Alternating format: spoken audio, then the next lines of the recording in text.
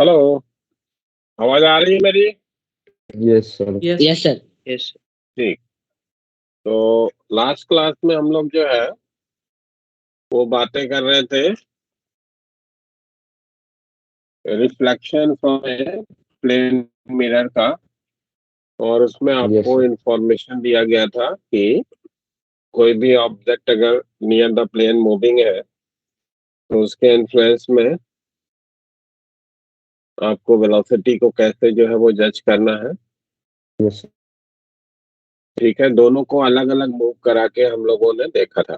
हाँ, अब उसी को सर। दोनों को इंफॉर्मेशन को एक साथ हम कंबाइन करके सर कर लेते हैं। हाँ जी। सर स्क्रीन शेयर नहीं है। अच्छा, स्क्रीन यस नहीं आ रही? और सिर्फ मिरर अब वाला फिर से बता दीजिए। हाँ जी, हो गई मिरर सर। वाला मिरर वाला क्या हो गया बेटा?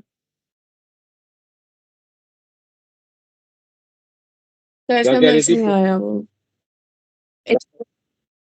अच्छा, ये मिरर को मूव करा के। जी सर। ठीक है, तो अगर मान लो कि ये तुम्हारा एक मिरर है और ये मिरर ऑब्जेक्ट हो गया। इस मिरर को अगर आप जी वेलोसिटी से टुवर्ड्स द ऑब्जेक्ट ले जा रहे हो तो जो इस ऑब्जेक्ट का इमेज होगा that will move with the velocity of 2v toward that object. ठीक है ना? इसी तरीके से अगर इसको आप दूर ले जाओगे मिरर को ऑब्जेक्ट से, ये ऑब्जेक्ट है, ये मिरर हो गया, इसको 2v की वेलोसिटी से मान लो कि तो दूर ले जा रहे हो, v की वेलोसिटी से दूर ले जा रहे हो, तो इमेज जो होगा वो ऑब्जेक्ट से 2v की वेलोसिटी से दूर जाएगा। ठीक है, ये दोनों वेलोसिटीज जो लिखी गई हैं वो ऑब्जेक्ट के रिलेटिव लिखी गई हैं। ये भी दोनों वेलोसिटीज जो लिखी गई हैं वो ऑब्जेक्ट के रिलेटिव लिखी गई हैं। ठीक, ये इंफॉर्मेशन आया था। और पैरेलल टू द मिरर अगर ऑब्जेक्ट मूव कर रहा है तो सेम डायरेक्शन में वेलोसिटी मिली थी। अब ये दोनों इंफॉर्मेशन को कंबाइन अगर मान लो कि हम कर लेते हैं कि ये कोई ऑब्जेक्ट हो गया जो कि ऐसे मूव कर रहा है विद सर्टेन वेलोसिटी, वीओ हो गया ऑब्जेक्ट की वेलोसिटी। हाँ, और ये मान लो कि मिरर भी जो है वो मूविंग है, आइदर गोइंग अवे या टुवर्ड्स जा रहा है, वीएम मान लो कि इसको नाम दे दिया, है ना?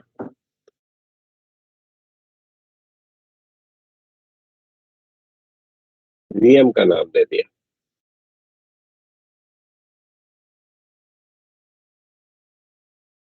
तो जो इमेज की वेलोसिटी है उसके लिए अगर आपको इंफॉर्मेशन लिखनी है वी आई, तो इंफॉर्मेशन क्या है कि velocity of image with respect to the mirror, image का with respect to the mirror के लिए इंफॉर्मेशन आपको जो ध्यान में रखनी है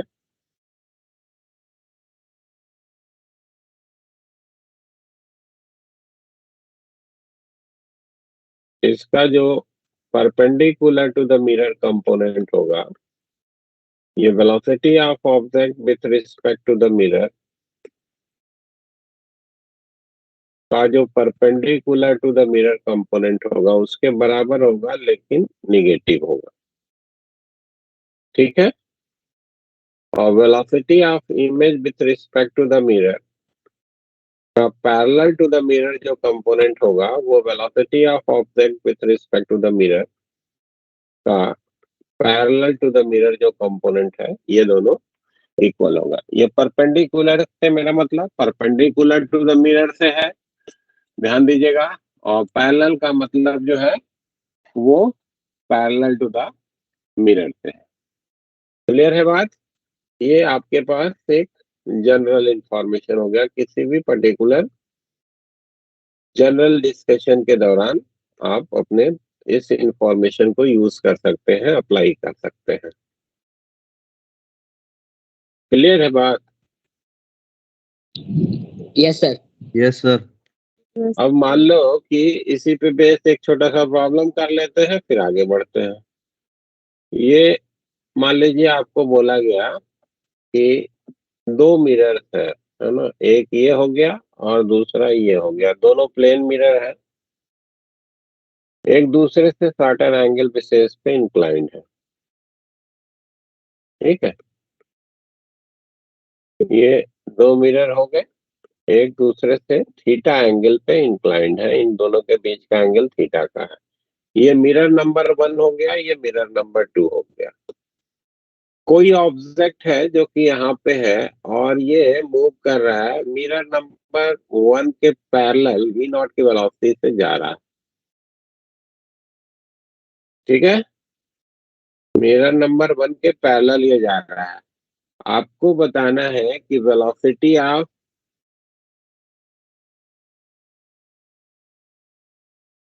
image in mirror 1 with respect to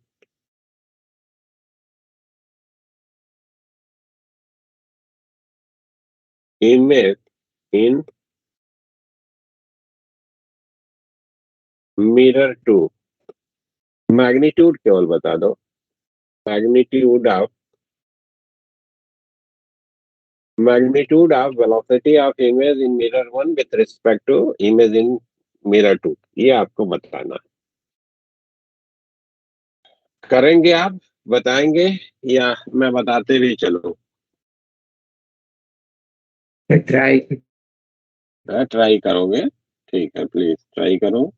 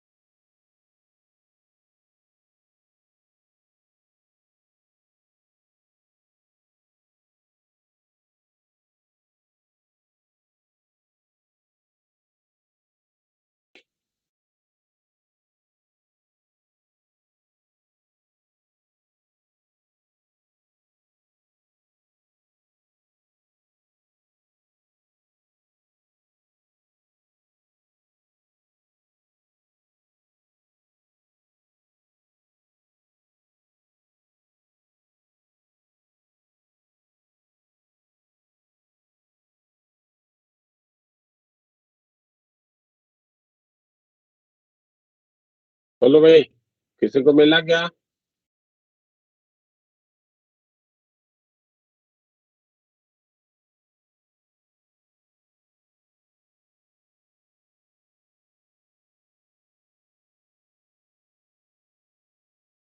चलिए देखिए, अगर ये ऑब्जेक्ट का जो मिरर 1 में वेलोसिटी देखेंगे तो मिरर 1 में वेलोसिटी जो होगी वो इसी डायरेक्शन में होगी, यस सर। और मिरर 2 में जो Yes. वेलोसिटी है उसको अगर आप देखना चाहेंगे तो उसके आपको जो तरीका मालूम है, इसके वेलोसिटी Yes, के दो कंपोनेंट हम कर लेते हैं भाई। एक तो अलोंग द मिरर 2, ये वाला एंगल थीटा हो जाएगा, तो ये v cos थीटा हो जाएगा, और ये v sin थीटा हो जाएगा ना।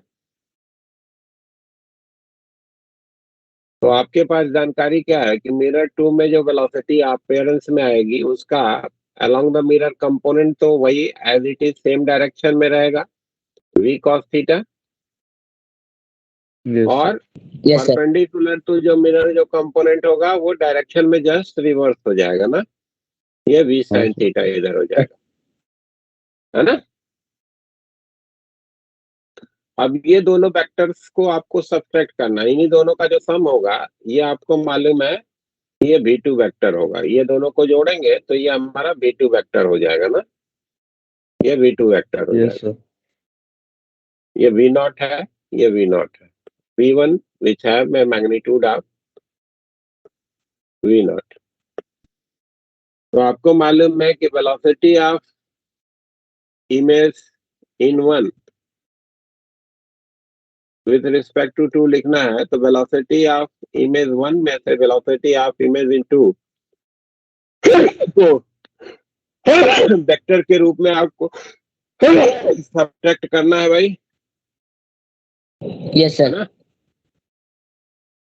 तो हम इन्हीं दोनों डायरेक्शन में जिसमें मिरर नंबर 2 की वेलोसिटी हमने इमेज की लिखी है उसी डायरेक्शन में इसका भी कंपोनेंट कर लेते हैं। तो इसका इधर की तरफ का component v not cos theta हो जाएगा और इधर की तरफ का कंपोनेंट जो होगा वो v नॉट sin थीटा हो जाएगा, है ना, क्योंकि ये एंगल थीटा का है। अब देखो जब इसमें इस वेलोसिटी में से इस वेलोसिटी वेक्टर को आप सब्ट्रैक्ट करोगे तो v नॉट cos थीटा जो टर्म होगा that will B cancelled out and v naught sin theta and v naught sin theta that will be add up. Clear है क्या? Yes. या आईजे लिख के बताओ। Yes. चलो देखो आईजे और ये वाला बता दो, ये इधर जो मिरर 1 के रेस्पेक्ट इधर का डायरेक्शन x कह दे रहे हैं, इधर का डायरेक्शन हम y का नाम दे देते हैं। तो वेलोसिटी ऑफ इमेज इन 1 ये हमको क्या मिलता है, v not cos theta I cap plus v not sin theta j cap लिख सकते हैं। यस और v2 वेक्टर को लिखना है तो इसका तो x डायरेक्शन का कंपोनेंट वही v नॉट cos थीटा ही है, v not cos theta I cap, और y डायरेक्शन हमारा इधर है जबकि इसकी वेलोसिटी है इधर की तरफ तो माइनस का v j कैप हो जाएगा। अब इसमें से Yes. इसको घटाना है तुमको, velocity of 1 with respect to 2 लिखना है तो जब सब्ट्रैक्ट करोगे तो Okay, ये sir. दोनों कैंसिल हो जाएंगे, ये एड अप हो जाएगा, that is twice of v Yes, sir. Not sin theta j cap हो जाएगा। तो जो मैग्नीट्यूड होगा v12 का वो हो जाएगा 2v नॉट sin थीटा से लिखा जाएगा, ठीक है ना। This will be the velocity of image in mirror 1 with respect to the image in 2.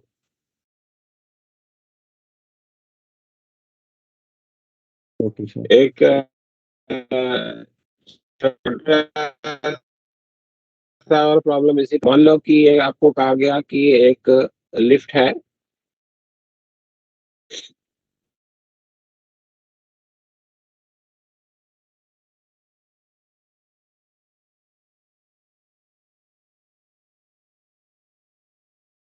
और इसके नीचे आपने मिरर लगा रखा है नीचे का सरफेस, एक पार्टिकल को यहाँ से प्रोजेक्ट किया जा रहा है, वेलोसिटी इसको जो दी गई है वो है √2 मीटर पर सेकेंड की और ये वाला एंगल आपको बोला गया 45 डिग्री का है, ठीक है। और ये लिफ्ट आपकी रेस्ट में है ना, रेस्ट में है, ये मूव नहीं कर रही, ठीक है। Yes, sir. Yes. जिस समय इस पार्टिकल को प्रोजेक्ट किया गया उसी समय इसकी जो केबल है वो टूट जाती है ना। जिस समय पार्टिकल को प्रोजेक्ट किया गया उसी समय क्या हुआ, लिफ्ट की केबल जो है वो ब्रेक हो गई, ठीक है। Yes, sir. आपको बताना है कि what is the separation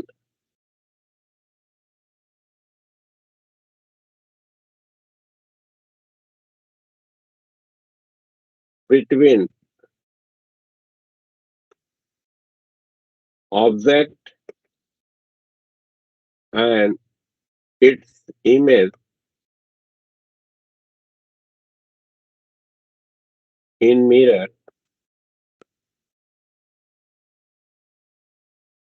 after 0.5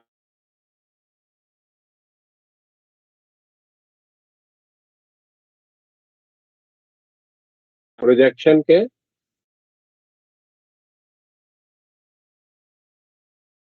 0.5 second के बाद जो है ऑब्जेक्ट और उसके इमेज के बीच का सेपरेशन बताना। समझ गए क्वेश्चन, या पूरा क्वेश्चन को आपको नोट Yes. कराना होगा।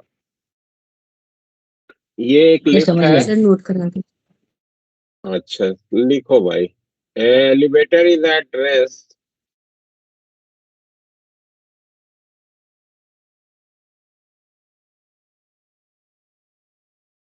elevator is at rest having a plane mirror fixed at its base.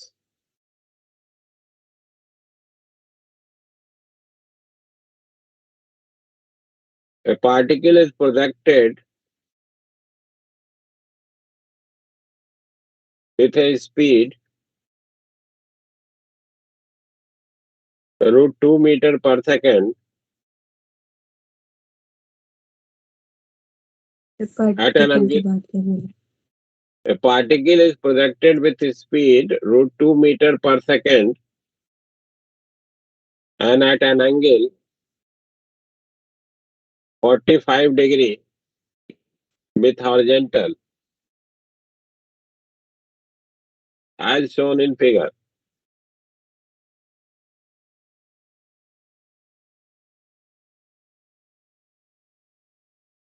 At the time of projection, the cable of the elevator breaks.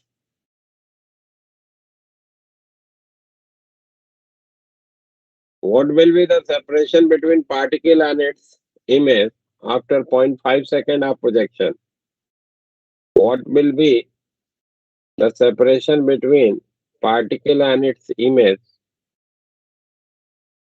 after 0.5 second of projection?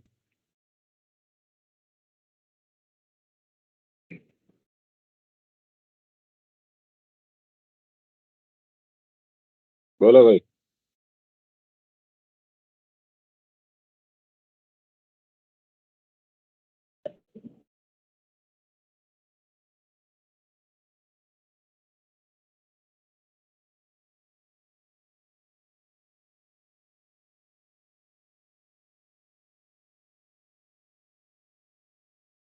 किसी को मिला क्या?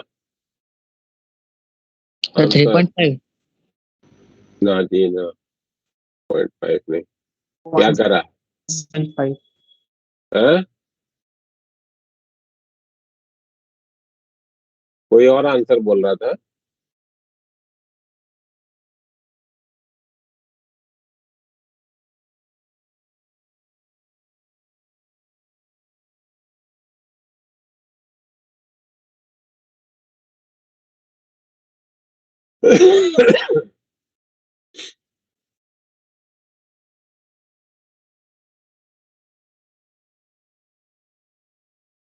चलिए आज देखिए, अगर जब आपने इस पार्टिकल को प्रोजेक्ट किया है उसी समय ये केबल जो है वो ब्रेक कर गया, तो अगर आप acceleration of particle with respect to the हैं?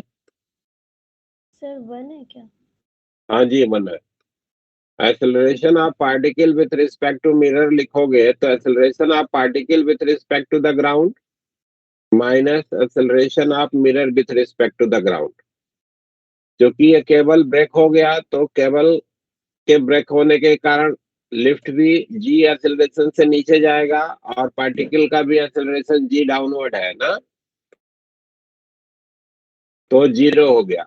इसका मतलब क्या हो गया, मिरर के रिलेटिव जो पार्टिकल है it is moving with 0 acceleration, यानी कि कांस्टेंट वेलोसिटी से मूव कर रहा है। तो मिरर के रिलेटिव ये पार्टिकल जो है वो इसी स्ट्रेट लाइन पाथ पे कांस्टेंट वेलोसिटी से आगे बढ़ता जाएगा। Yes sir. तो पार्टिकल के द्वारा जो ट्रेवल डिस्टेंस होगा उसको अगर आपको पूछा जाए तो बड़े आसानी से आप लिख सकते हो कि distance travelled by the particle relative to the mirror, distance travelled by particle relative to mirror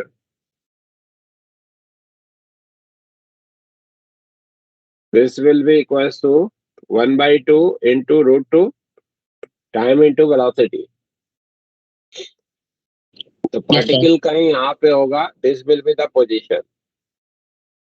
यहाँ से यहाँ तक की जो डिस्टेंस होगी ये आपको मालूम है कि 1/√2 मीटर की होगी। तो मिरर से इसका सेपरेशन कितना होगा? 1/2 मीटर है।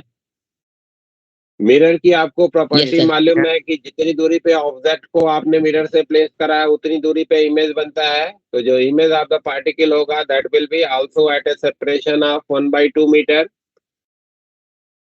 है ना। ये इमेज हो जाएगा। जितनी दूरी पे ऑब्जेक्ट फ्रॉम द मिरर होता है उतनी दूरी पे इमेज भी बनता है, ये आपको मालूम है। ऑन द अदर साइड तो दोनों के बीच का सेपरेशन आपको पूछा गया है। तो separation between image and object, this will be 1/2 plus 1/2 and that is 1 metre.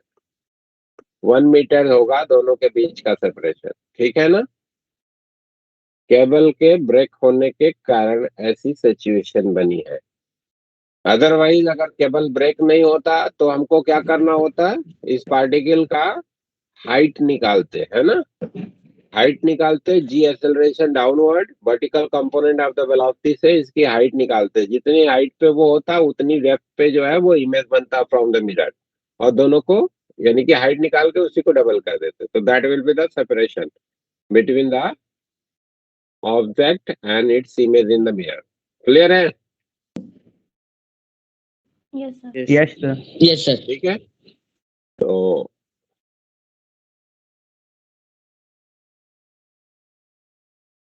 ये हो गया आपका प्लेन मिरर से रिलेटेड छोटा सा दो एग्जाम्पल। अब आइए, नंबर ऑफ इमेजेस भी इसमें पूछे जाते हैं, उसके भी क्या आपके पास जानकारी होगी वो लिख लेते हैं, समझ लेते हैं। Number of images viewed by combination of two mirrors। दो मिरर का कॉम्बिनेशन होगा तो कितने इमेजेस जो हैं आपको दिखेंगे, उसके बारे में क्या तरीका है, कैसे आपको लिखना है वो इंफॉर्मेशन, है ना। मान लीजिए कि आपको बोला गया कि ये दो प्लेन मिरर है और दोनों को एक दूसरे से सर्टेन एंगल विशेष पे आपने प्लेस करा है and that angle is theta, है ना। थीटा एंगल पे आपने इस पर्टिकुलर मिरर को जो है वो प्लेस करा एक दूसरे से। और कोई एक ऑब्जेक्ट है, ये मान लो कि इसको हम मिरर नंबर 1 कह दे रहे हैं और ये हमारा मिरर नंबर 2 हो गया। और कोई एक ऑब्जेक्ट है जिसको हमने कहीं यहाँ पे प्लेस करा है, ये हमारा ऑब्जेक्ट हो गया। यहाँ से ये अल्फा के एंगल पे है, अज्यूम कर लो, और ये वाला एंगल तुम्हारा बीटा है, ठीक है। अल्फा और बीटा के एंगल पे आपने प्लेस करा है दोनों से। तो दोनों जो मिरर्स एक दूसरे से सर्टेन एंगल पे प्लेस किए गए हैं उसमें इमेजेस जो होंगे they are going to be formed, और जो भी इमेज बनेगा वो नेसेसरली इस जो जंक्शन पॉइंट है इसको अगर हम सेंटर मान करके इस ऑब्जेक्ट के पोजीशन को रेडियस लेकर के अगर एक सर्किल बनाते हैं तो इसी सर्कल पे जो है ये दोनों के जो है वो इमेजेस फॉर्म होंगे दोनों से। कहाँ पे बनेगा, ये जो ऑब्जेक्ट है उसका जो पहले वाले मिरर में यहाँ पे इमेज बनेगा, पहला फर्स्ट इमेज जिस एंगल पे ऑब्जेक्ट की प्लेसमेंट है उसी एंगल पे बनेगा। क्राइटेरिया वही है, जितनी दूरी पे ऑब्जेक्ट उतनी दूरी पे इमेज बनना है, उसको ध्यान में लेके। तो Yes, अल्फा sir. एंगल पे अगर ये ऑब्जेक्ट है तो अल्फा एंगल पे ये इमेज बनेगा। इमेज इन मिरर 1 पहला वाला इमेज, है ना। मिरर 1 में पहला इमेज यहाँ पे बनेगा। इसी तरीके से जो इस ऑब्जेक्ट का इस मिरर नंबर 2 में पहला इमेज बनेगा वो यहाँ से बीटा के एंगल पे और ये हो जाएगा इमेज इन मिरर टू पहला वाला, है ना। अब आओ जरा इसको टेबुलेट कर लेते हैं, है ना।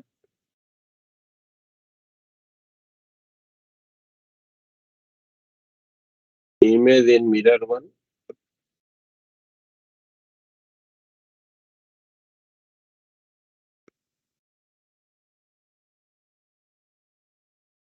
Image in M2। तो मिरर वन में पहला इमेज जो बना वो अल्फा पे, और मिरर टू में जो पहला इमेज बना वो बीटा पे। अब ये जो इमेज वन बना है वो इस मिरर के लिए जो है ऑब्जेक्ट हो जाएगा, और इसका इस मिरर से एंगुलर पोजीशन क्या है, थीटा प्लस अल्फा, है ना। Yes sir. तो इस मिरर में जो दूसरा इमेज बनेगा, मिरर नंबर टू में जो दूसरा इमेज है वो बनेगा थीटा प्लस अल्फा पे। ये वाला एंगल थीटा प्लस अल्फा पे होगा। तो थीटा प्लस अल्फा पे दूसरा इमेज हो गया हमारे इस मिरर नंबर टू में। और मिरर नंबर टू का जो पहला इमेज है वो मिरर नंबर वन के लिए ऑब्जेक्ट हो जाएगा। इसकी एंगुलर पोजीशन क्या है भाई, थीटा प्लस बीटा, है ना। तो थीटा प्लस बीटा पे यस सर। इसमें दूसरा इमेज बन जाएगा। मिरर नंबर वन में दूसरा इमेज जो होगा वो यहाँ से थीटा प्लस बीटा पे बन जाएगा, थीटा प्लस बीटा पे। और ये बना था थीटा प्लस अल्फा पे। तो थीटा प्लस सर ये भी बीटा सर। पे सर ये एक बार है, दोबारा बताना, मिरर वन वाला केस। ये जो इमेज बना था मिरर नंबर वन में पहला वाला इमेज, वो यस इस सर। मिरर के लिए ऑब्जेक्ट है, हाँ सर। और इसकी एंगुलर पोजीशन कितने पे है, थीटा प्लस बीटा पे है इस मिरर से। Yes sir. Yes sir. तो थीटा प्लस बीटा पे दूसरा इमेज मिरर नंबर वन में बन गया यहाँ पे, ओके सर। ठीक है। अब ये जो इमेज यहाँ पे बना यस सर। है दूसरा वाला मिरर नंबर टू में, वो इस मिरर के लिए ऑब्जेक्ट हो गया। इसकी एंगुलर पोजीशन क्या है भाई, two theta plus alpha, yes sir. Two theta plus alpha है इसकी angular position. Yes yes sir. Yes sir. तो जो इसमें ये जो इमेज है वो इस मिरर के लिए ऑब्जेक्ट हो गया, है ना। उसके यस करेस्पॉन्डिंग इसमें, हेलो जी बोलिए। सर कुछ नहीं। हाँ, तो मिरर नंबर वन में जो दूसरा इमेज बनेगा वो बनेगा कितने पे, टू थीटा प्लस अल्फा पे, है ना। हेलो, ये वाला yes image, sir. Yes sir. अगला इमेज मिरर नंबर वन में तीसरा इमेज हो गया ये। और ये जो इमेज बना था मिरर नंबर वन में टू थीटा प्लस बीटा पे बना था, तो टू थीटा प्लस बीटा पे इसमें दूसरा तीसरा इमेज बन जाएगा, ये कहीं यहाँ पे I23, to theta plus beta पे। इस तरीके से हमको सारे इमेजेस को जो है वो लोकेट करते जाना है बड़े आसानी से। अगर इस टेबल को देखिए तो पहला वाला एंगुलर पोजीशन के करेस्पॉन्डिंग थीटा अल्फा बीटा लिख दिया, ठीक है। इसका जो दूसरा इमेज होगा इसमें दोनों मिरर के बीच का एंगल ऐड कर देंगे तो ये इमेज मिल जाएगा। इसमें दोनों मिरर के बीच का एंगल ऐड कर देंगे तो ये इमेज मिल जाएगा। इसमें फिर से थीटा ऐड कर देंगे तो ये इमेज मिल जाएगा। इसमें फिर से थीटा ऐड कर देंगे तो ये इमेज मिल जाएगा। इस तरीके से हमको हर अगले इमेज को जो है वो बनाते जाना है। जैसे अगला इमेज जो इसमें बनेगा वो थ्री थीटा प्लस बीटा पे बनेगा ना, और इसमें जो अगला इमेज बनेगा वो थ्री थीटा प्लस अल्फा पे बनेगा, ठीक है भाई। Yes sir. ऐसे हमको तब तक इमेजेस को फॉर्म करते जाना है जब तक ये लास्ट वाला जो एंगुलर पोजीशन मिल रहा है वो जब तक 180 से छोटा है ना, स्मॉलर देन 180। है ना, तब तक आपको इमेजेस को फॉर्म करते जाना है जब तक ये स्मॉलर ओके देन सर 180 रहेगा। क्योंकि इस मिरर का जो इमेज है वो इस पर्टिकुलर लाइन के इधर तो बनेगा नहीं, यस सर, और इस मिरर का जो इमेज है वो इस लाइन के इधर नहीं बनेगा। तो जब तक ये एंगल जो लास्ट वाला एंगल है वो 180 से छोटा आपको मिलता जाता है, तब तक जो है हमको इमेजेस को जो है वो फॉर्म करते जाना है। ठीक है ना, जो भी angle between the two mirrors हमको मेंशन किया गया है। क्लियर है बात? यस सर, ठीक है। यस सर, और जैसे ही अगला एंगल ऐड करने के बाद ये 180 से छोटा हो जाता है, वहां पे हमको अगले इमेज को नहीं रिप्रेजेंट करना है। क्लियर? Then after sir. ये टोटल इमेजेस की संख्या क्या होगी वो अगर लिखना है तो इन सबको काउंट कर लेना। जैसे इधर में 4 दिखाया, इधर में 4 दिखाया, तो कुल 8 इमेजेस हो जाएंगे। क्लियर है? यस यस सर, ठीक है। ओके सर अगर, हाँ, बट यहाँ पे एक चीज ध्यान देनी है, अगर ये लास्ट वाले जो दोनों एंगल है इनको थीटा के साथ ऐड करके अगर आपको 360 मिल जाता है, ठीक है, लास्ट के जो दोनों एंगल मिले जिसके बाद फिर से थीटा ऐड करने पे 180 से बड़ा हो रहा है, वो दोनों एंगल प्लस थीटा ऐड करने पे अगर एग्जैक्ट 360 मिल रहा है, तो इसका मतलब होगा कि ये दोनों जो इमेजेस होंगे they are going to be formed at the same location, okay है ना, sir same same angular position पे बन रहे होंगे। ठीक है। तो ऐसे केस में हमको इन दोनों को अलग अलग ना काउंट करके इनको एक के रूप में, क्योंकि हमको जो इमेज दिखेगा दोनों अगर एक ही जगह पे इमेज बन रहे हैं तो एक ही इमेज दिखेगा हमको। यस यस सर, ठीक है। तो जो नंबर ऑफ इमेजेस होंगे इनकी काउंटिंग में से 1 सब्सट्रैक्ट हो जाएगा, यानी कि अगर 360 एग्जैक्ट मिल रहा होगा तो 8 माइनस 1 करके हम वहां पे 7 कहेंगे, अगर 360 एग्जैक्ट मिल रहा है तो। क्लियर है बात? Yes, sir. Yes yes sir yes sir, clear है ये पूरी वर्किंग? यस सर बिल्कुल ठीक है। ये तो हो गया आपके पास जनरल तरीका। ठीक है। बट अगर दो जो मिरर्स हैं वो ऐसे एंगल पे इंक्लाइंड है, ऐसे एंगल पे प्लेस्ड है कि 360 बाई थीटा अगर आप करते हैं और आपको होल नंबर मिल रहा है, ठीक है ना, तो आपको फिर ये टेबुलेटेड फॉर्म में करने की भी जरूरत नहीं। आपके पास एक आसान तरीका बन गया जो इस टेबुलेटेड फॉर्म को ही एनालाइज करते हुए आपको बताया जा रहा है। If 360 by theta is a whole number,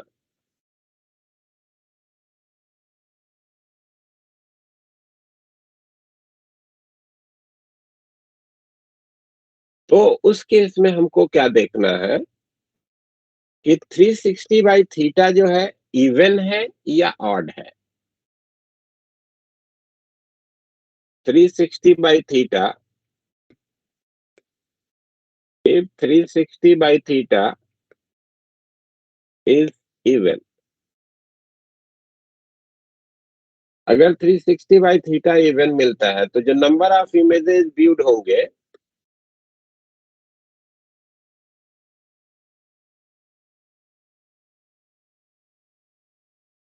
ये हो जाएगा 360 बाई थीटा -1। यानी कि ऐसा इवन आने का मतलब होगा कि लास्ट वाले जो दोनों इमेज होंगे they are going to be coincide at a same form करते पोजीशन। हैं ठीक है यस ना, एक ही जगह पे बन रहे होंगे। तो इस वजह से जो नंबर ऑफ इमेजेस होंगे वो 360 बाई थीटा -1 से लिखा जाएगा।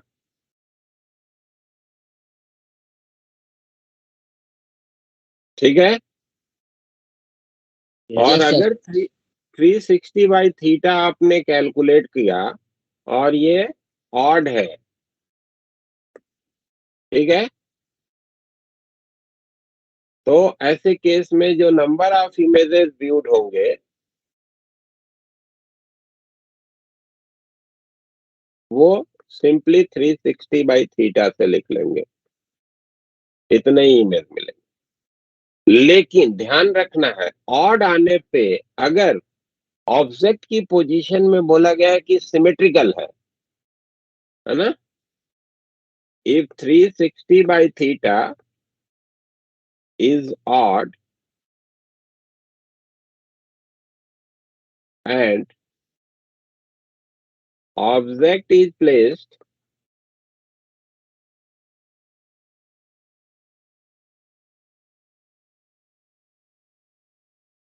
symmetrical with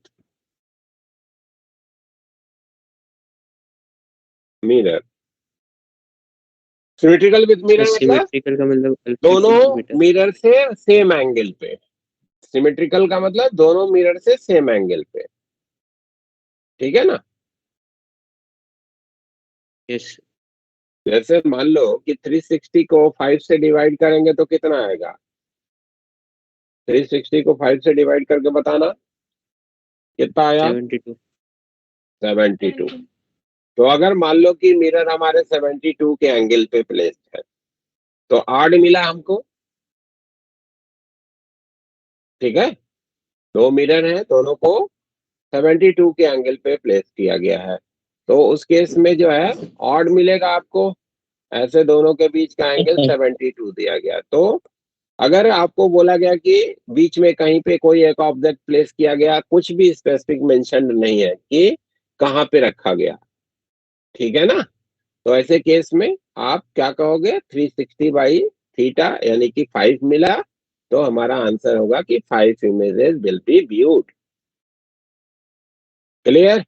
लेकिन अगर 360/θ ऑड मिलता है और ऑब्जेक्ट की प्लेसमेंट सिमेट्रिकल है, यानी कि ऑब्जेक्ट को कहा गया कि ये 72 का आधा हो गया 36, है ना, 36 के एंगल पे किसी एक मिरर से रखा है, तो दोनों मिरर से सिमेट्रिकली प्लेस हो गया। Yes sir. Then number of images जो व्यूड होंगे, नंबर ऑफ इमेजेस व्यूड,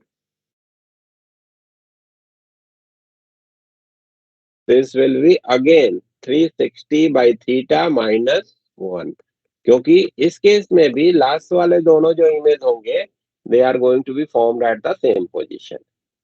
तो ये इंफॉर्मेशन ध्यान में रखनी है कि जब हमको होल नंबर मिलता है तो वहां पे हमको इस तरीके से देखना होगा, और अगर फ्रैक्शन में आ रहा है तो उस केस में हमको पूरी एनालिसिस के लिए वो टेबल है, किस तरीके से हम कितने इमेजेस व्यूड होंगे उनके बारे में इंफॉर्मेशन जज कर सकते हैं। क्लियर है। यस सर अब इसी को ग्रेटेस्ट इंटीजर के रूप में भी कभी कभी मेंशन किया जाता है, बट आप टेबल के फॉर्म को ही ध्यान में रखिए, है ना, टेबल वाला ही एक्सप्रेशन को ध्यान में रखिए कि ऐसे टेबल बना करके हम कर लेंगे कि कितने इमेजेस जो है व्यूड होंगे। हेलो, आवाज आ रही है, दिख रहा है screen? Yes yes sir sir. Yes sir क्योंकि लाइट कटी थी यहाँ पे, इसलिए पूछा। क्लियर है। आपको बुकलेट में इसको ग्रेटेस्ट इंटीजर के रूप में दिया होगा कि मान लो कि फ्रैक्शन आ रहा है, तो फ्रैक्शन आ रहा है तो ग्रेटेस्ट इंटीजर देख लो, और उस ग्रेटेस्ट इंटीजर के ऑड, इवन और ऑड होने पे सिमेट्रिकल पोजीशन में क्या सिचुएशन आ रही है, उसके अकॉर्डिंग ये आप क्राइटेरिया यूज कर लो, है ना। बट ज्यादा बेहतर तरीका है कि आप ये टेबल को भी ध्यान में रखिए। ठीक, जैसे मान लीजिए कि आपको बोला गया है ना, ये आपको एक प्रॉब्लम बोल रहा हूं। मान लीजिए आपको बोला गया कि एक रूम है, कमरा है, जो जिसके जो साइड्स हैं वो इक्विलैटरल ट्रायंगल है, जो साइड वॉल है उस रूम का वो आपका एक इक्विलैटरल ट्रायंगल है, ठीक है ना। इस तरीके से कमरे का जो साइड है वो एक इक्विलैटरल ट्रायंगल है, ऐसे 3 दीवार से बनाया गया है, ऐसे ट्रायंगुलर रूम बनाया गया, ठीक है, इक्विलैटरल है, और इसकी दीवार जो है वो प्लेन मिरर की बनी हुई है, ठीक है भाई। इसकी दीवार जो है वो प्लेन मिरर की बनी हुई है और इसके सेंटर पे एक ऑब्जेक्ट प्लेस करा गया इस इक्विलैटरल ट्रायंगुलर रूम के सेंटर पे। आपको बताना है कि इस ऑब्जेक्ट के इन तीनों दीवार में जब आप इमेज देखेंगे तो कितने इमेजेस दिखेंगे, number of images viewed.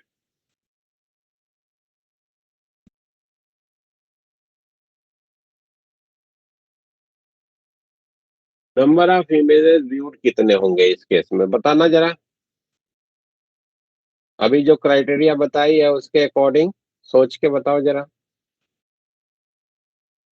Equilateral triangle है जो कि कमरे का शेप है, साइड वॉल में प्लेन मिरर लगा है।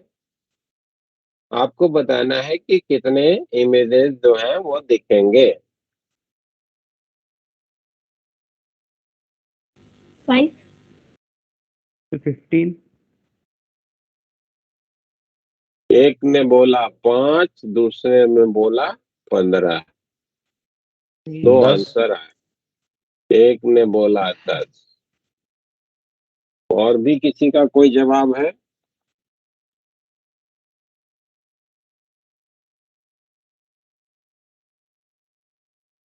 12 एक जवाब आया 12। सर 12 12 पे 2 लोग हो गए। और भी कोई है? यस सर 12 में गलती से 5 बोल गया। अच्छा 12 कैसे हो गया? मैं अभी तुम्हारा आंसर। सर क्योंकि वो इक्विलेटरल ट्रायंगल का मैंने 60 डिग्री ले लिया था इनका। तो 60 डिग्री तो होता ही है, और क्या होता है? सर लेकिन इमेज तो बीच में है ना, तो उसके रिस्पेक्ट में तो तो कैसे, जरा हमको बताओ कैसे 12 जज कर लिया तूने फटाक से? 5 से 12 पे कैसे भाग गई एकाएक, ये बता। सर पता नहीं। पता नहीं तो बताई कैसे तू? पहले तो 5 बोली थी, फिर 12 कैसे बोल दी? सर मेजॉरिटी विंस तो शायद। अच्छा मेजॉरिटी मेजॉरिटी मेजॉरिटी से जज कर लिया। चलो ठीक है, 2 लोगों की जगह 3 लोगों। और भी कोई बोलेगा भाई? 16। और भी कोई बोलेगा?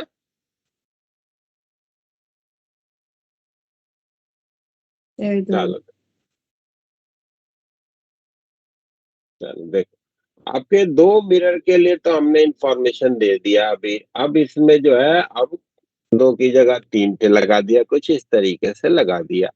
अब आपको बताना था कि कुल कितने इमेजेस होंगे। तो अगर आप ये दोनों मिरर को देखें तो दोनों के बीच का एंगल 60 है। तो 360/60 अगर आप करते हो तो आपको क्या मिलता है? 6 इवन है भाई, yes sir. Yes sir. Even है। हाँ? तो क्या होगा आपको? लास्ट वाले जो दोनों इमेजेस होंगे they are going to be coincide. तो नंबर ऑफ इमेजेस जो होंगे, नंबर ऑफ इमेजेस ये कितने होंगे? 2 मिरर के कॉम्बिनेशन में 5 आपको दिख रहा है। वो 5 इमेज बनेंगे कैसे, जरा उसको भी देखा जाए। इस पॉइंट को सेंटर मान करके ऐसे हमको सर्कल बनाना है भाई। इसी सर्कल पे जो है वो पड़ेंगे। ठीक है, एक कहीं यहाँ पे पड़ेगा, एक कहीं यहाँ पे पड़ेगा, एक यहाँ पे पड़ेगा, एक यहाँ पे पड़ेगा, और लास्ट वाला जो होगा वो यहाँ पे होगा। 5 इमेज ऐसे बना। ठीक है ना? Yes sir. इसी तरीके से इस पर्टिकुलर को सेंटर मान के एक सर्कल बनाएंगे तो उस सर्किल पे इधर वाले के इमेजेस बनेंगे, और ये इमेज एक यहाँ पे बनेगा, एक यहाँ पे बनेगा, एक यहाँ पे बनेगा, एक यहाँ पे, और एक यहाँ पे कहीं बनेगा। और इस वाले को सेंटर मान करके जब ऐसे सर्किल बनाएंगे तो ये आपका सर्कल जो बनेगा वो ऐसे बनेगा है। एक यहाँ पे बनेगा, एक यहाँ पे बनेगा, एक यहाँ, एक यहाँ, और एक यहाँ।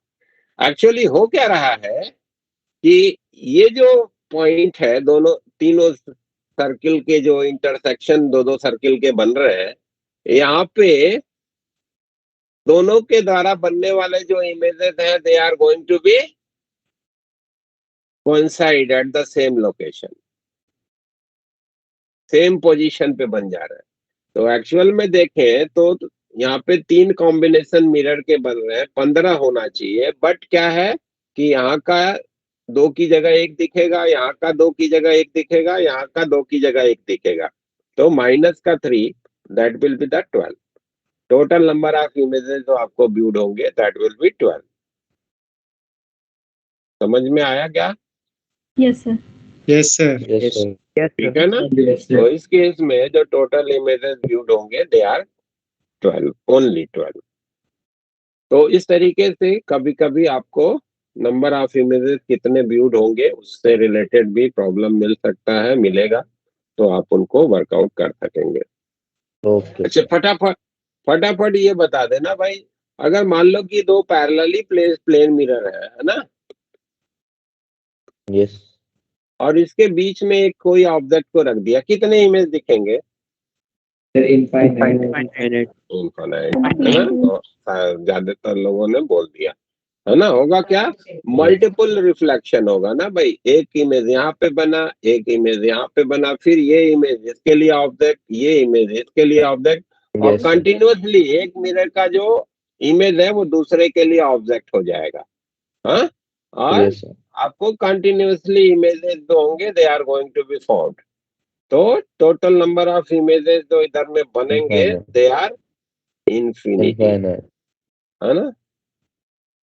ठीक है, यस सर। क्लियर है? चलिए, तो ये हो गया आपका नंबर ऑफ इमेजेस से रिलेटेड इंफॉर्मेशन। रोटेशन पे एक करा दूं क्या? चलो, एक रोटेशन पे कर लो प्रॉब्लम, मिरर को रोटेट कराने पे।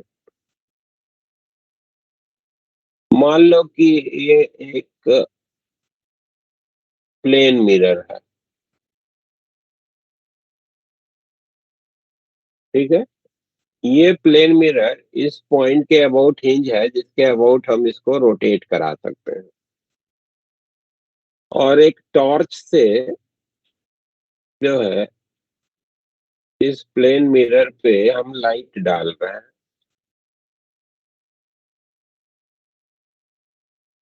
ऐसे ये लाइट आकर के टॉर्च से जो है वो इस पे टकरा रही है। मान लो कि ये 60 डिग्री के एंगल पे है, ठीक है? और एक इधर में हमने स्क्रीन रखी है, स्क्रीन इस जंक्शन पॉइंट से मान लो कि 3 मीटर के डिस्टेंस पे है, ठीक है? क्लियर है बात? Yes sir. यस अब यहाँ से जो लाइट टकरा के जा रही होगी वो स्क्रीन पे जाके कहीं पे हिट कर रही होगी, यस सर। स्क्रीन पे इमेज बन रहा होगा इसका। अब हम क्या करते हैं कि इस पर्टिकुलर मिरर को रोटेट कराना शुरू करते हैं, ऐसे क्लॉकवाइज मान लो कि इसको रोटेट करा रहा है, और जो एंगुलर वेलोसिटी हमने इसको दी वो हमारी हो गई क्या? 1 डिग्री पर सेकेंड। 1 डिग्री पर सेकेंड की एंगुलर वेलोसिटी से जो है वो इसको रोटेट कराना हमने शुरू करा, ठीक है ना? 1 डिग्री पर सेकेंड है, ध्यान दीजिएगा। तो अब क्या होगा कि यहाँ पे जो जहां पे बीम आके टकरा रही होगी उसकी पोजीशन बदलेगी। Yes sir. तो मिरर से जो टकरा के जाने वाली लाइट है उसका एंगुलर पोजीशन तो बदलेगा ना। तो बीम जो पे जहां पे जाके टकरा रही होगी, बीम जहां पे स्क्रीन पे जाके टकरा रही होगी उसकी पोजीशन बदलेगी। तो जो यहाँ पे स्पॉट बन रहा होगा that is going to be observe to be moving, है ना? वो मूव करता हुआ आपको दिखेगा। आपको बताना है कि वेलोसिटी ऑफ स्पॉट क्या होगा eight t equals to 15 second. Find the velocity of spot at t equals to 15 second. 15 second पे किस वेलोसिटी से स्पॉट मूव कर रहा होगा ये आपको बताना। ठीक है, इसको कर देते हैं हम। तो आपके पास इंफॉर्मेशन क्या है कि सर एक बार ये फिगर बता देना फिर से। प्रॉब्लम क्या है वो नोट करा दो क्या? नहीं सर, मतलब फिगर में मतलब कैसे हो रहा है वो एक बार बता दो। ये एक प्लेन मिरर है जो अपने सेंट्रल पॉइंट के अबाउट हिंज है, जिसके अबाउट ये ऐसे रोटेट कर सकता है ना, ऐसे। ठीक है, यस सर। और एक टॉर्च से इस पे लाइट डाल रहे हैं। इनिशियली ये इस पोजीशन पे है मिरर, और इससे 3 मीटर की दूरी पे इधर में एक लंबी सी स्क्रीन रख रखी है।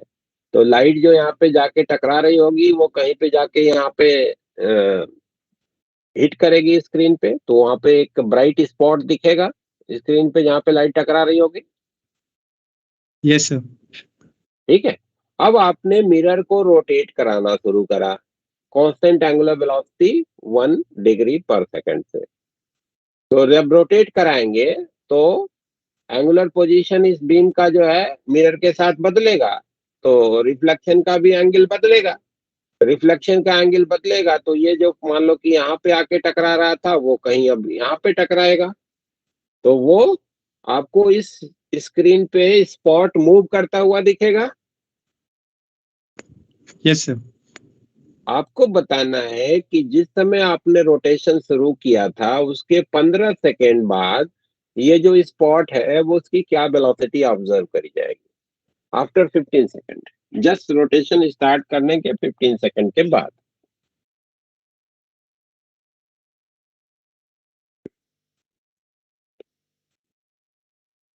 मान लीजिए कि ये पर्टिकुलर लाइट यहाँ पे आके टकरा रही थी, तो आपको मालूम है कि कहीं आफ्टर रिफ्लेक्शन जाके यहाँ पे हिट कर रही होगी ना।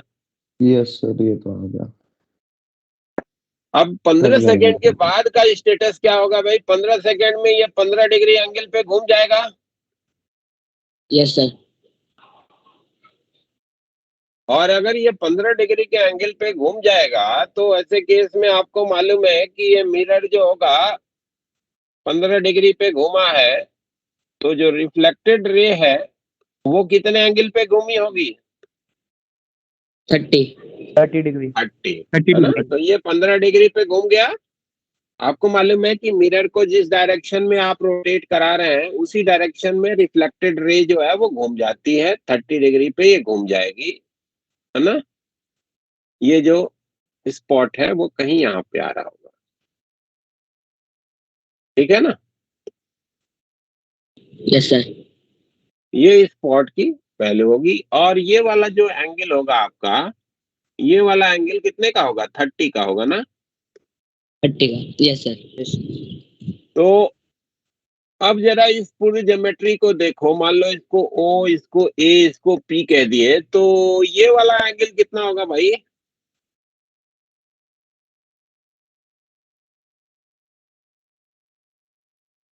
30 ये वाला डिग्री। एंगल है, क्या बोला? सर 60 का। हाँ, 60 डिग्री हो जाएगा हाँ सर, ना। 60. पहले ये वाला एंगल Yes, 30 sir. का था, और ये 30 और घूम गया, तो ये पूरा एंगल कितना हो गया? 60 का हो गया। ठीक है ना? 60 डिग्री। ठीक है ना? मान लो Yes. कि इसको हम थीटा मान लेते हैं, तो यहां से यहां तक का ये डिस्टेंस अगर आप y कह रहे हैं तो y/d ये आपका tan थीटा होगा।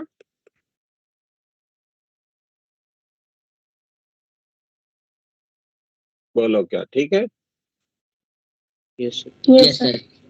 यानी कि y की वैल्यू जो होगी वो d tan थीटा से लिखी जाएगी। y का Yes, जो sir. टाइम के साथ डेरिवेटिव होगा वही तो स्पॉट की वेलोसिटी होगी। y Yes, का sir. जो टाइम के साथ डेरिवेटिव होगा that will be the velocity of spot. तो dy dt करिए, dy dt that is the velocity of spot. मान लो कि vs कह देते हैं, ये हो जाएगा d इंटू tan थीटा का थीटा के corresponding differentiation sec square theta Yes, sir. Into d theta dt लिखा जाएगा। Yes, sir. Yes. हाँ, अब आइए d थीटा dt और इसकी एंगुलर वेलोसिटी में क्या रिलेशन है? d थीटा दो गुनी dt है। और ओमेगा में रिलेशन क्या है? d theta dt twice of omega. तो velocity of Yes, sir. Spot को लिखने का फॉर्मूला क्या हो गया? d इंटू ओमेगा का 2 गुना इंटू सेक स्क्वायर थीटा, है ना। अब इसमें आप न्यूमेरिकल वैल्यू रख दो, कैलकुलेट कर लो। ठीक है, d की जगह पे आप 3 metre 2 into 3 into omega, omega जो है 1 डिग्री पर सेकंड का है।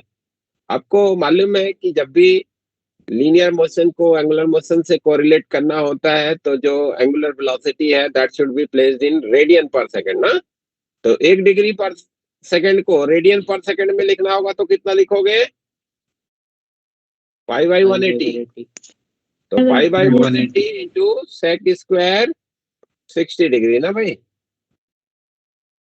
सेक 60 की वैल्यू आपको मालूम है कितना होता है? 2। 4 Yes. सेक 60 की 2 ना, सेक स्क्वायर 60 की 4 होगी। ठीक है, 4 तो 2 into 3 into pi into 4 divided by 180। ठीक है, this will be the answer. और ये मीटर पर सेकंड में, तो ये कैलकुलेट कर लेंगे तो हमको मिल जाएगा कि किस वेलोसिटी से स्पॉट जो है वो मूव कर रहा होगा। क्लियर है? Yes, sir. Yes.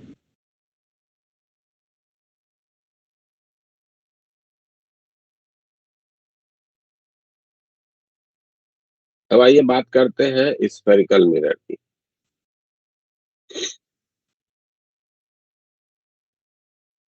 Sir velocity को कैसे कोरिलेट किया था? हैं? ये रिलेशन यहाँ तक क्लियर है? Yes sir. तो y का जो डेरिवेटिव होगा वही तो इस स्पॉट की वेलोसिटी होगी, y के इंक्रीमेंट का रेट ही स्पॉट की वेलोसिटी होगी on this screen. Yes sir. तो इसको टाइम के साथ डिफरेंशिएट कर दीजिए रिलेशन को। तो dy dt हो गया that is the velocity of spot. d तो कांस्टेंट है, बाहर हो गया, थीटा बदल रहा है तो tan थीटा को आपने डिफरेंशिएट किया थीटा के रिस्पेक्ट में sec square theta into d theta dt।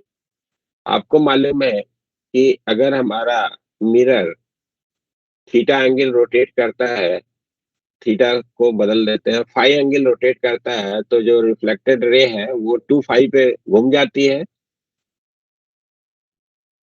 Yes sir. तो रिफ्लेक्टेड रे के लिए अगर आप फाई को लिख रहे हो तो आपके पास जानकारी है कि उसका फाई जो होगा वो 30 प्लस 2 थीटा से लिखा जाएगा ना। तो डी फाई डी टी, जी सर। या इसमें थीटा लिखा है तो इसको थीटा और इसी को फाई कर देते हैं।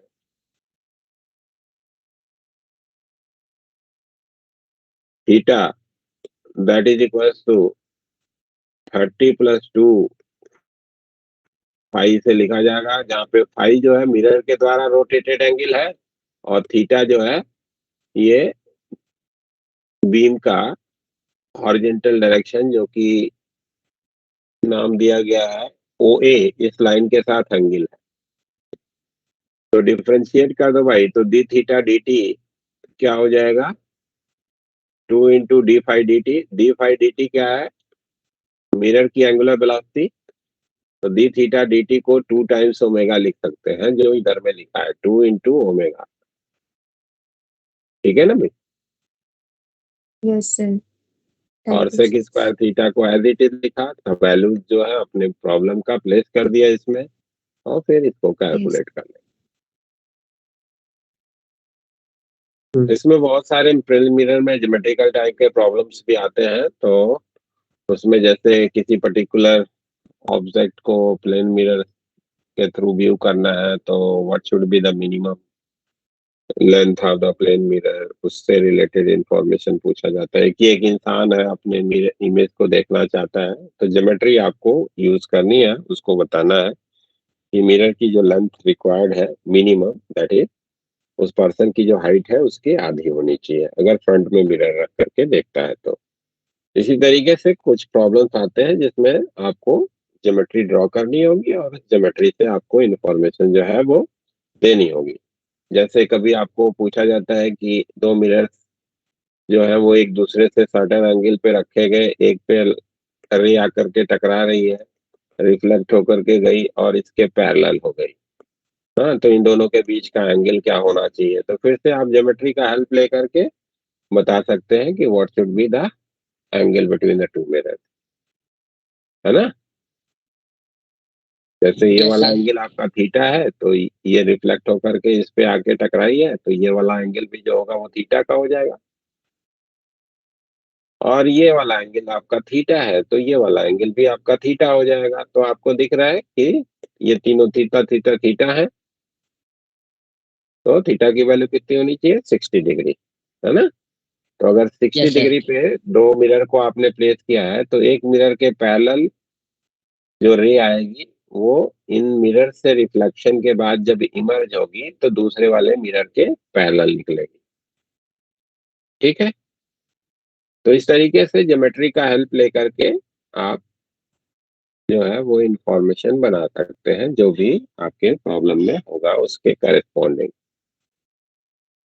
ठीक है, तो डिफरेंट टाइप के प्रॉब्लम्स बन सकते हैं, आप थोड़े ट्राई कर लेना, उसके बाद से फिर हम डिस्कस करेंगे जो आपकी क्वेरी रहेगी उसको। अब आ जाते हैं स्फेरिकल मिरर पे। बेसिकली स्फेरिकल मिरर,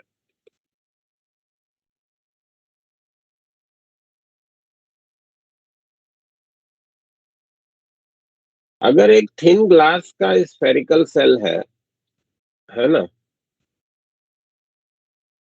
और उसको किसी एक प्लेन से आपने काट दिया, ठीक, थिन ग्लास का एक स्फेरिकल सेल है और उसको आपने एक प्लेन से कट कर दिया और जो बचा हुआ सेक्शन है उसके किसी एक पर्टिकुलर सरफेस को आपने कोट कर दिया, कोटिंग कर दी, है ना, मिररिंग करने के लिए।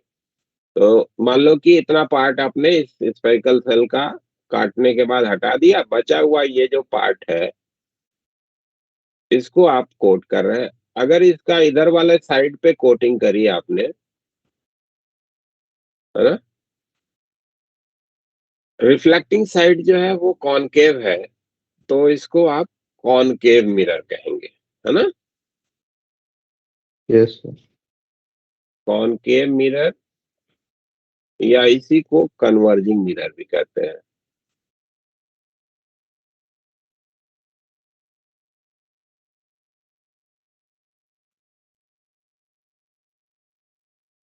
और मान लो कि जो काट के निकाला गया पोर्शन है उसका आपने कॉनकेव साइड में कोटिंग कर दी है और कॉन्वेक्स साइड को जो है आपने रिफ्लेक्शन के लिए छोड़ दिया, तो ये जो मिरर होगा इसको हम कॉन्वेक्स मिरर कहेंगे यस सर।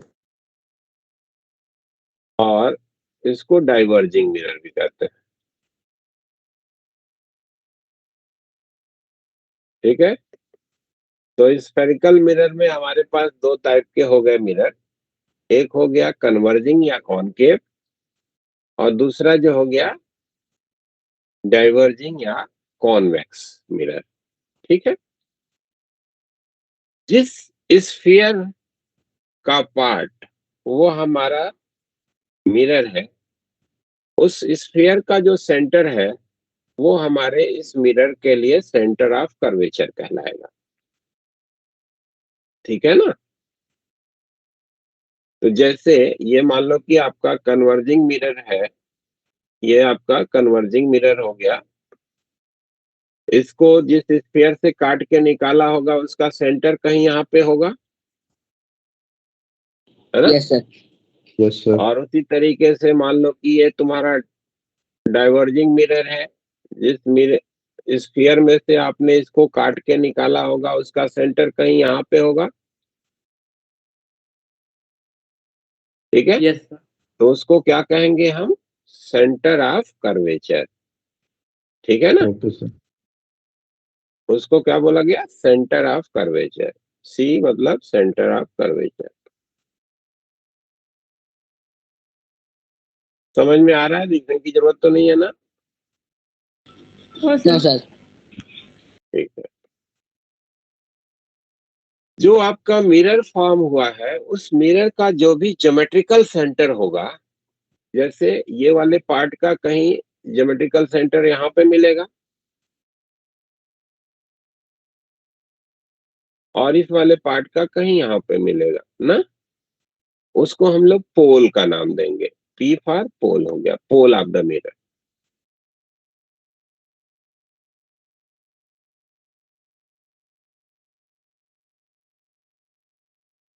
ठीक है,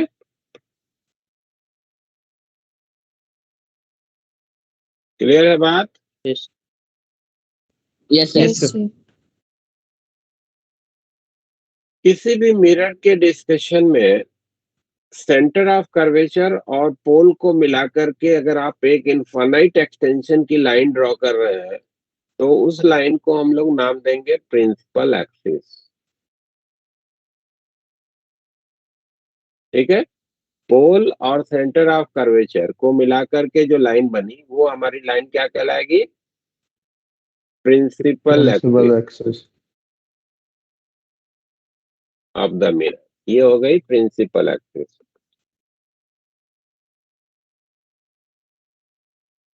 सेंटर ऑफ कर्वेचर और पोल को मिलाकर के एक इनफाइनाइट एक्सटेंशन की लाइन ड्रॉ करा गया तो उस लाइन को हम लोग क्या कहेंगे, प्रिंसिपल एक्सिस।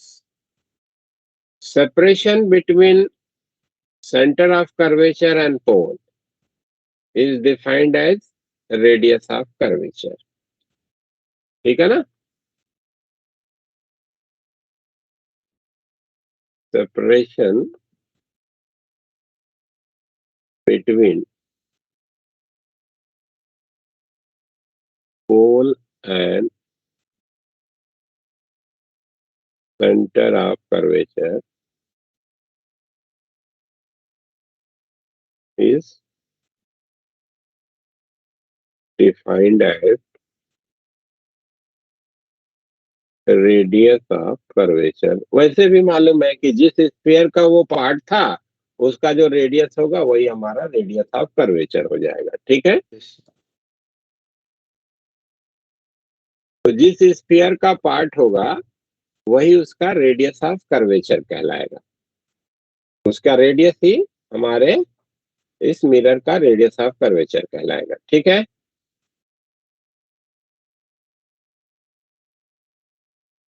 Yes. जो भी हम लोगों का स्फेरिकल मिरर से रिलेटेड डिस्कशन है वो डिस्कशन जो है वो रिस्ट्रिक्टेड होगा for the paraxial raise.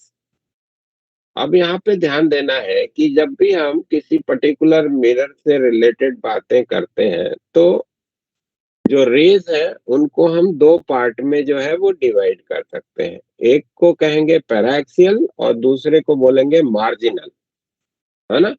Paraxial raise हम उन रेज को कहते हैं जिनका प्रिंसिपल एक्सिस से separation as well as inclination बहुत छोटा हो, बहुत माइन्यूट हो, ऐसी रेज को हम पैराएक्सियल रेज कहते हैं, ठीक है। Paraxial raise,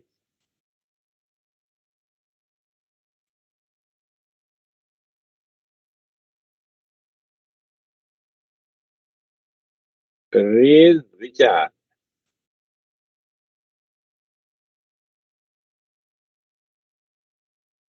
at minute separation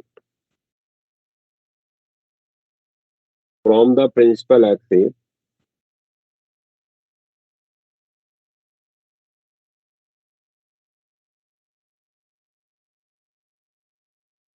as well as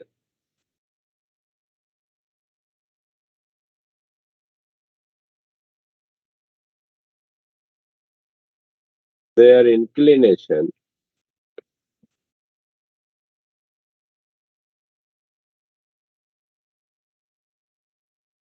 with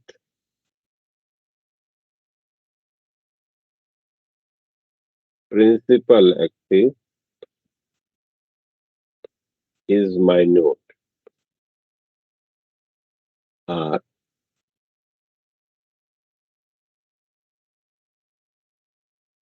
known as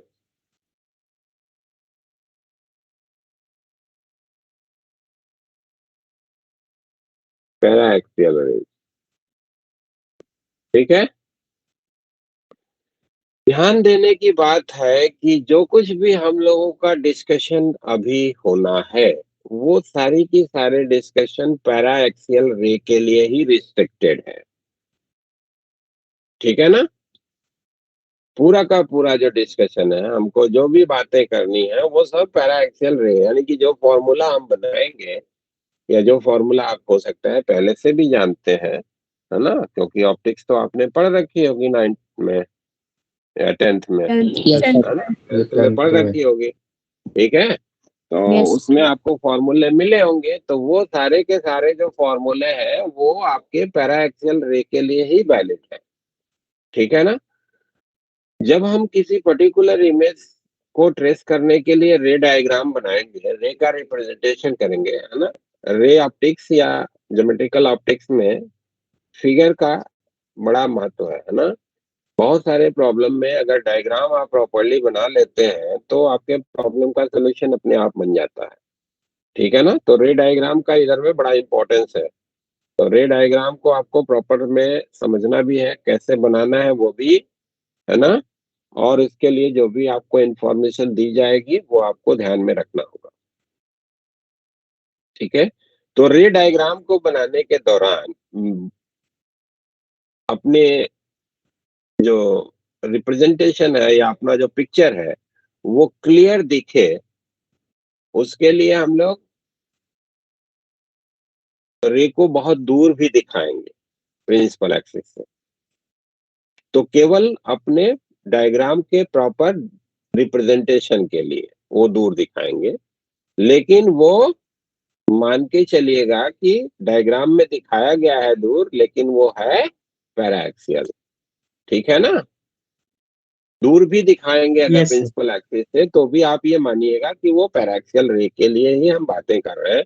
केवल डायग्राम के प्रॉपर इलस्ट्रेशन के लिए हम लोग उसको दूर दिखाएंगे, या एंगल भी बड़ा दिखा सकते हैं।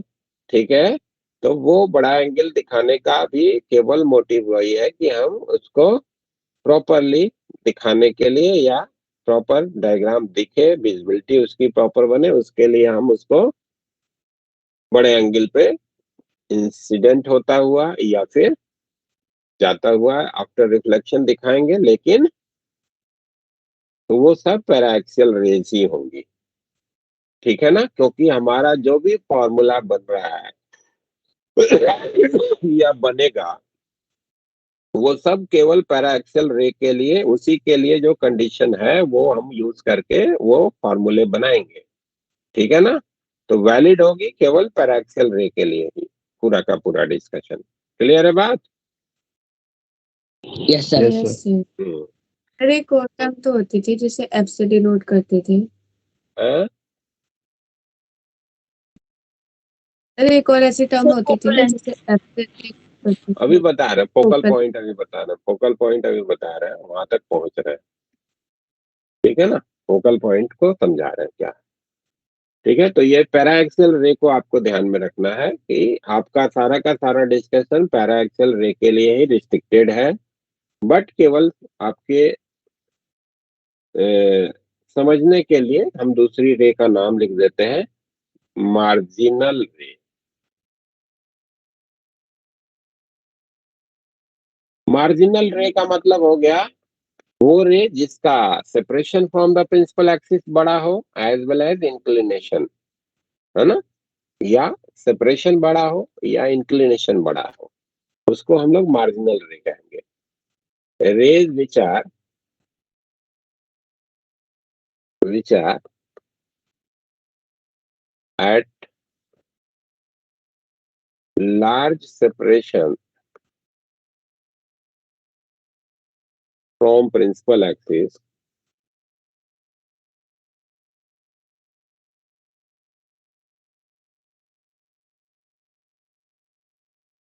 are which are at large angle मतलब 10, 20, 25, 30 डिग्री से ऊपर, ये सब है ना। यानी कि पैरा एक्सेल में ना 1, 2, 5, 7 डिग्री के एंगल वाले रे, ठीक है ना। Which are at large angle with principal axis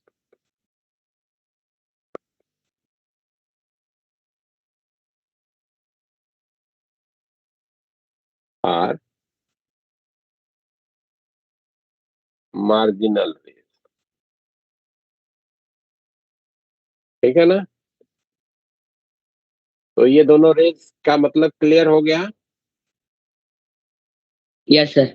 yes sir. ठीक है।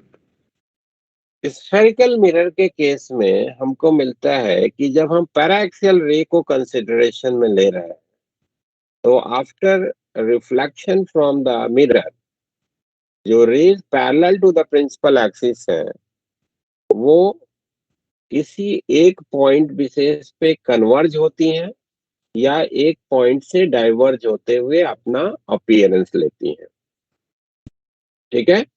जिस पॉइंट पे उनका कन्वर्जेंस है या जिस पॉइंट से उनका डाइवर्जेंस होता हुआ अपीयरेंस दे रहा है उस पॉइंट को हम लोग फोकल पॉइंट कहते हैं, ठीक है ना। Focal point, Yes, sir. Focal point क्या हो गया?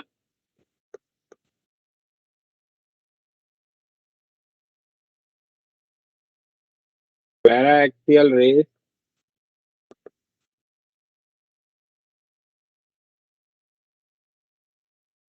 which are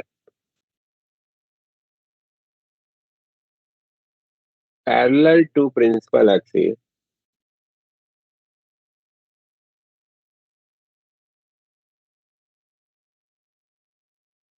after reflection from mirror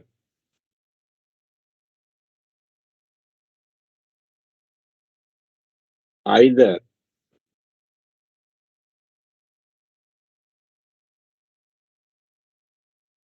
converges at a point or appears to diverge from a point.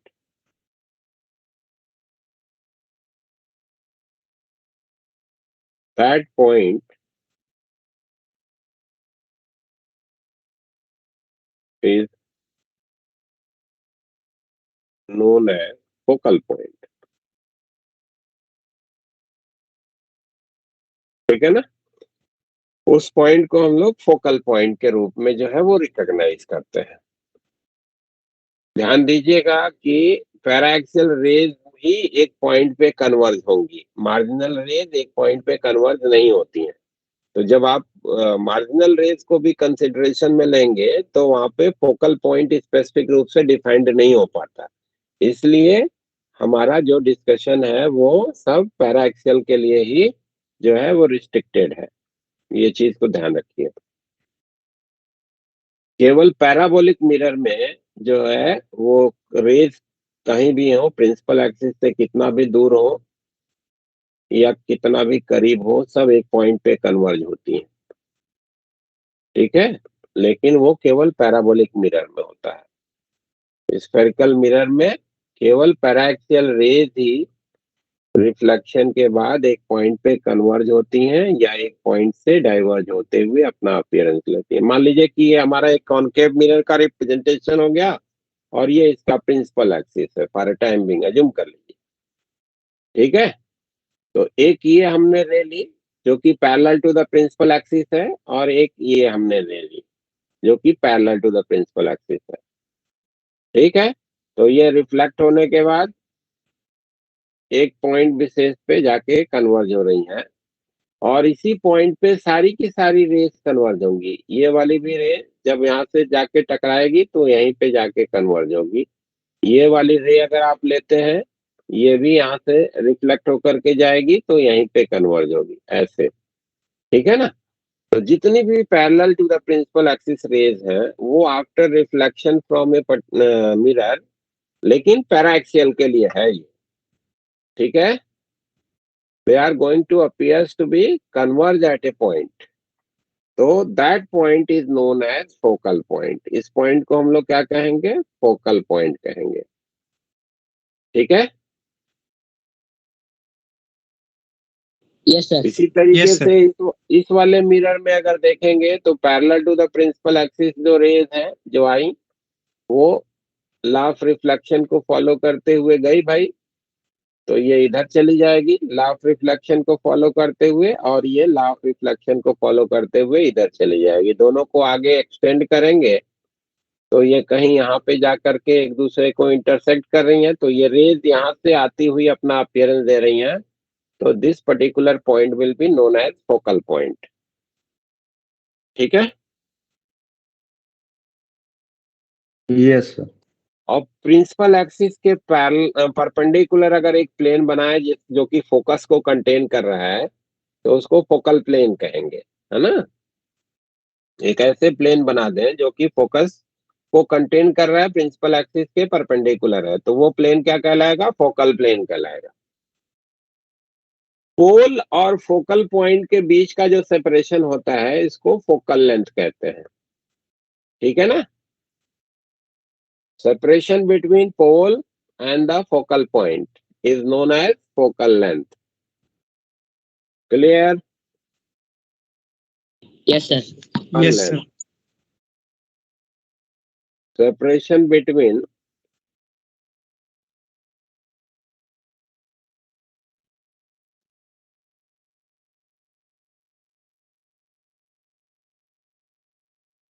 pole and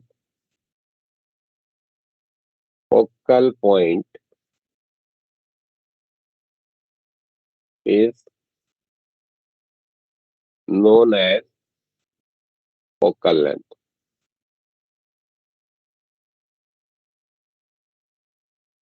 उसको हम लोग फोकल लेंथ का नाम देंगे। ठीक है भाई। Yes, sir. ध्यान दीजिएगा कि इस मिरर को कन्वर्जिंग क्यों कह रहे हैं, क्योंकि parallel to the principal axis जो रेज है वो after reflection from the mirror एक पॉइंट पे कन्वर्ज हो रही है, इसीलिए इसको कन्वर्जिंग मिरर कहते हैं। कॉनकेव को कन्वर्जिंग कहने के पीछे ये रीजन है या लॉजिक है। और इसमें देखो तो क्या हो रहा है, after reflection from the mirror rays जो है वो डाइवर्ज हो रही है, इसलिए इसको डाइवर्जिंग मिरर कहते हैं। तो कॉन्वेक्स मिरर को डाइवर्जिंग कहने के पीछे लॉजिक क्या है कि रिफ्लेक्शन के बाद जो रेज है वो डाइवर्ज हो रही है parallel to the principal axis जो आकर के टकराई थी। ठीक है ना। तो इसलिए इसको Yes, sir. डाइवर्जिंग कहते हैं और इसको जो है वो कन्वर्जिंग मिरर के रूप में जो है आप रिकॉग्नाइज करते हो। और फोकल प्लेन का इंफॉर्मेशन भी ध्यान में रखिएगा कि प्रिंसिपल एक्सिस के परपेंडिकुलर फोकल पॉइंट से पास करने वाला जो प्लेन होता है उसको हम लोग फोकल प्लेन कहते हैं। ठीक है, plane perpendicular to principal axis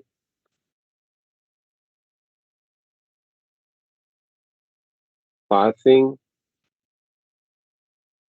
through the focus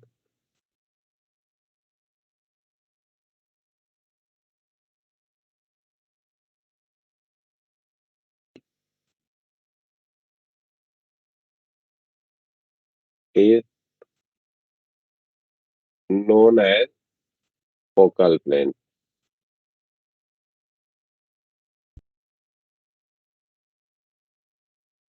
ठीक है, अब ये जो फोकल लेंथ है, रेडियस ऑफ कर्वेचर है, इसमें क्या रिलेशन होगा और क्या साइन कन्वेंशन हम लोग यूज करेंगे, उसकी बात हम लोग करेंगे नेक्स्ट क्लास में, है ना। तो साइन कन्वेंशन हमको क्या यूज करना है अपने सारे के सारे डिस्कशन में, ध्यान दीजिएगा कि जो साइन कन्वेंशन है जो हम बता रहे हैं, जरूरी नहीं है कि आप अलग बुक को फॉलो करें तो उसमें भी वही साइन कन्वेंशन हो, ठीक है ना।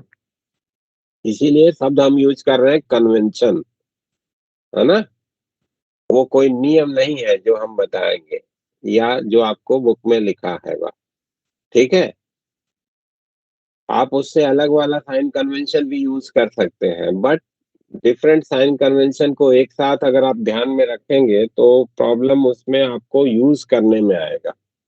तो आल्दो हम इसको कन्वेंशन बोलेंगे कि ये साइन का कन्वेंशन है, लेकिन आप उसको रूल की तरीके से ही ध्यान में रखिएगा, ठीक है ना, कि यही हमको फॉलो करना है, उससे अलग कोई साइन कन्वेंशन आप यूज नहीं करेंगे, ठीक है ना। आल्दो कर सकते हैं, लेकिन उसी के करस्पॉन्डिंग जगह जगह पे आपको फॉर्मूले को मॉडिफाई भी करना पड़ेगा।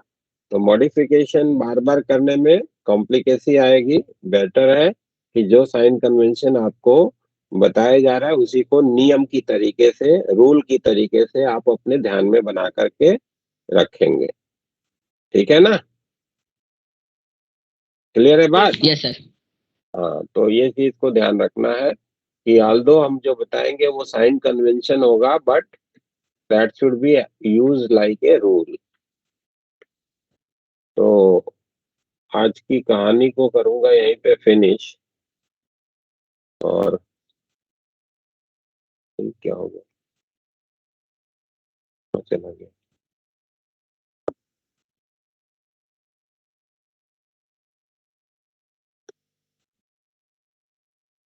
Thank you sir. Thank you sir, bye sir. Thank you sir. Thank अरे यू रुको भाई, अभी अटेंडेंस नहीं हुई है, भागो मत। तुम लोग तो ओके तेजी सर। में रहते हो यार, इतना भी तेजी क्या है। सर बस थैंक यू बोला था, भागे नहीं थे। हाँ, थैंक यू करके भागी जाते हो तुम, ऐसा थोड़ी नो सर, नहीं। है। छोटी क्यों नहीं होगी? चल,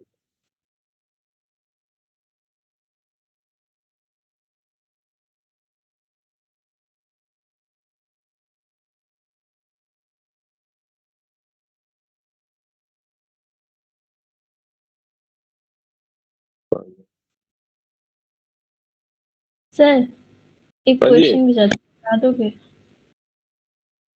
अरे तो पहले क्यों नहीं हुई थी? सर पहले आप पढ़ा रहे थे।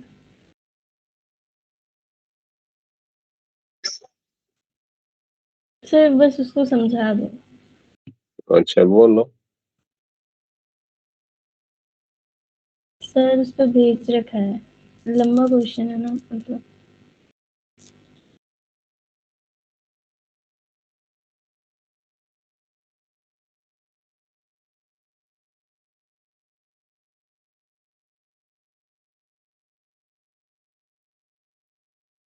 कहाँ पे, इसी में भेजा है? सर पहले एग्जाम पर।